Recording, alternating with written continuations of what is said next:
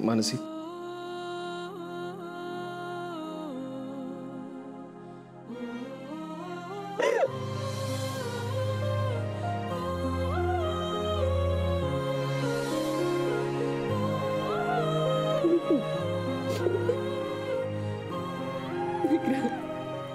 ताईला काही होणार नाही ना? मला खूप भीती वाटते विक्रांत. मानसी, हे बघ, आधी मनातून सगळे नेगेटिव्ह विचार काढून टाक,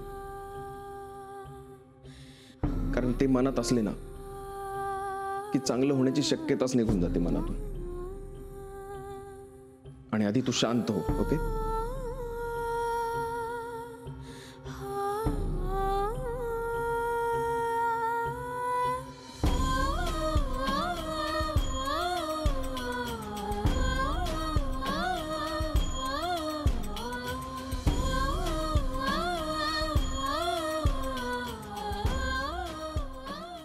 आर यू ओके? हे बघ, आपलं काय ठरलंय, रडायचं नाही, अजिबात रडायचं नाही. तू ठीक आहेस? Mansi, please control yourself. हे बघ, आता डोळे पुस आणि सलील आलाय रिसेप्शनला, त्याला भेट. अरे पण आता? हो, चा पटकन.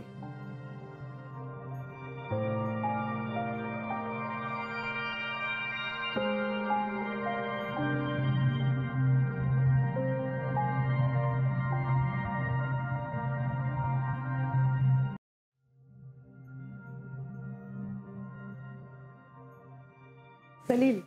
हो. अरे मी गीता. या मोनिकाच्या सासूबाई. नमस्कार. आणि या विक्रांतची काकी. हॅलो. गीता काकी. अगं, तू बाळाला इथे का घेऊन आली? सलीलला दाखवायला.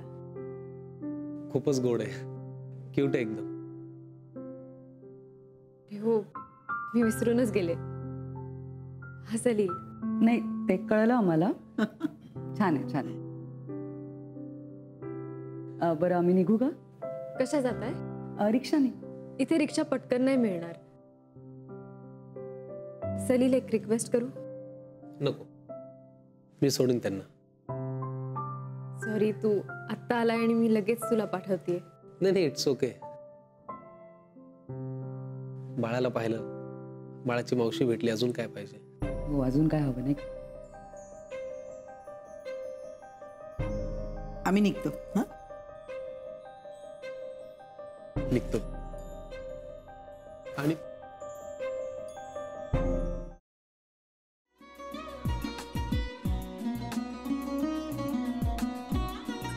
लावू का? असाच लावू ना?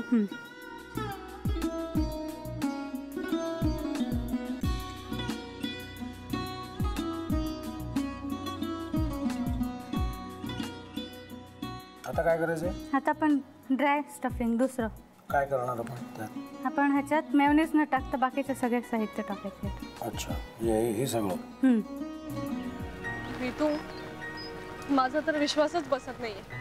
म्हणजे अगं बहिणी, आमचं लग्न व्हावं म्हणून किती प्रयत्न करत होते, आणि ते सगळं करताना की शिवच्या आम्हाला माहिती पुरवते. नाही, मला नाही वाटत. गौरी, खूप चांगली असतो म्हणून तुला सगळं जगत चांगलं दिसतं, पण शिव उगाच बोलला असेल का? त्याच्यावर विश्वास नाहीये का तुझा? शिववर पूर्ण विश्वास आहे मी माझा.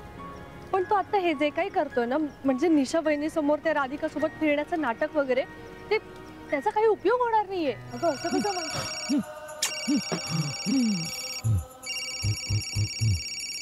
अगं नीलिमा, जतीन भाईंचा कॉल आहे.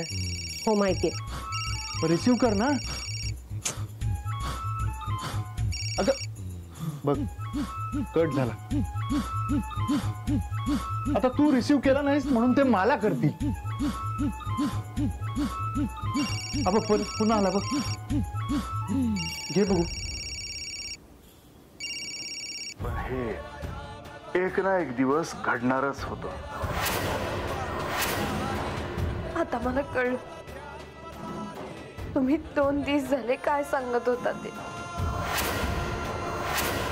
बनू हे संकेत असतात आणि हे ठरवून येत नसतात.